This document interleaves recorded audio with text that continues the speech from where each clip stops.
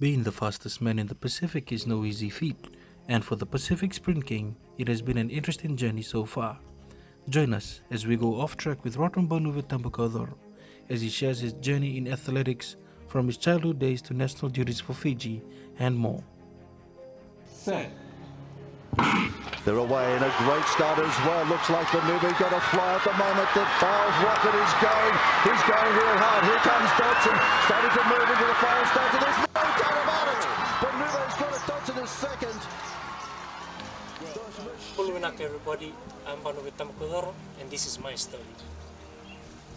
I was born and bred here in Suva City, lived here all my life, went to primary school at Stella Maris Primary and ended up at Maris Brothers High School. Have a younger brother and an older sister. I actually started running in class 3. I wasn't really into sports back then. I was much more of a loner.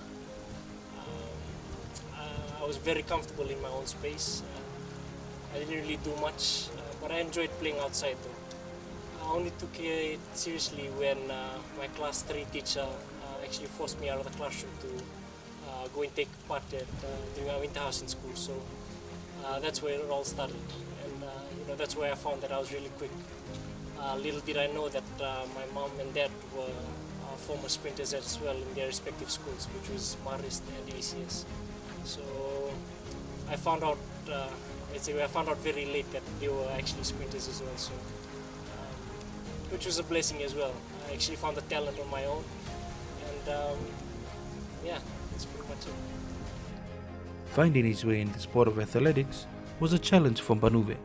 Taking a few years to work on his craft, he eventually found his way and grew into the elite athlete he is today. Back then it was much more of a fun thing. I just saw it purely as just a fun activity to do. After I started winning medals, that's when it started to get really serious, and I started to take my training a bit more seriously.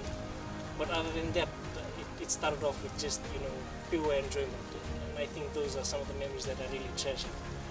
Just walking out to the ground and playing with my friends and just running really quick. So that's one thing that I really treasure. I didn't really start winning until I was under 12.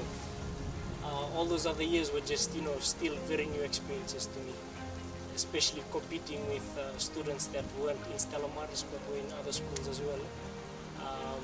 The pressure was different. Everybody had a point to prove, who was the quickest. So as the years went on, I got to know all these other students and how they did their training and stuff like that.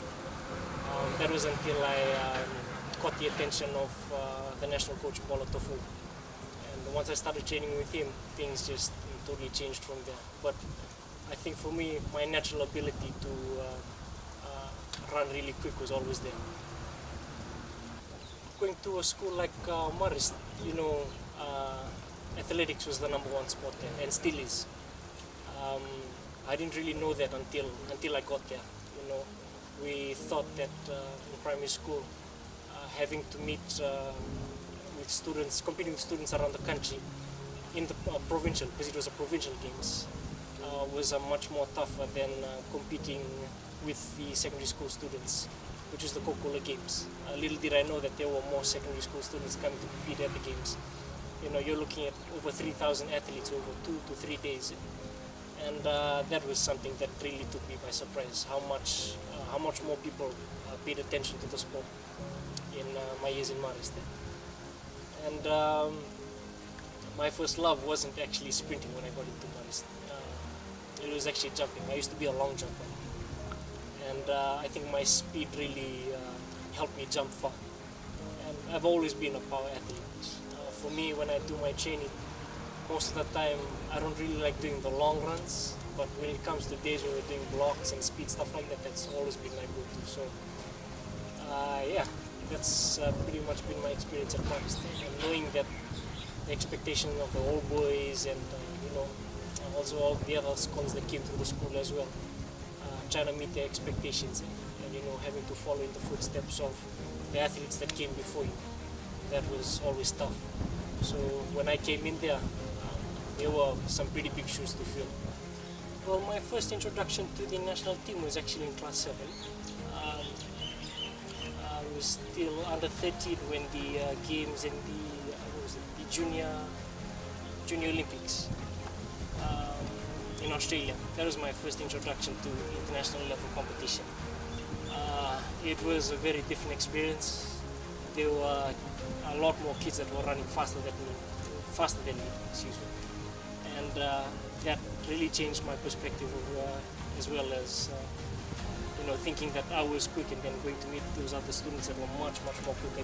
They were much more well developed, and they just had all the facilities.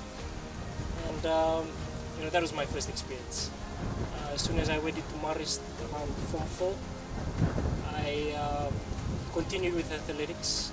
Wanted to transition into rugby, but I had been already scouted by the athletics officials, so my schedules with the competitions that happened during the year didn't really go well with the rugby program that they had for secondary school students here in Fiji.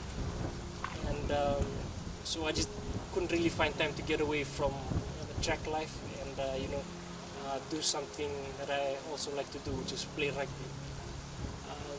But everything paid off in the end. As the years went on, I gained more experience and I got a lot more faster.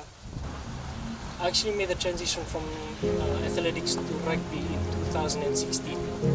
I had been on a quest to try and qualify for the Rio Olympics, which was in 2016. I was competing really well that year. I broke the national record, like 3 times that year. And the year before I had broken the national record twice. So I was building up really well to qualify for the Olympics in 2016. The qualifying standards for the 100 meters was at 10.16, and at the end of the season of 2016 I ended up with a 10.2, so I was just 0.04 away from qualifying. And the 200 meter qualifying standard for the Olympics was actually at 20.50, and the year before at the 2015 Pacific Games in PNG, I clocked 20.53. So those two numbers, 0.3 and 0.4, still ring very loudly in my ears every time I hear those. And I was wanting to qualify and not take that the wildcard entry into the Olympic Games. And I wanted to be, to stand among those Olympians and say, I deserve to be here, and not to hold that wild card and say, I got a free entry to get in here. And I think that's what the Olympic Games is all about. The best competing with the best.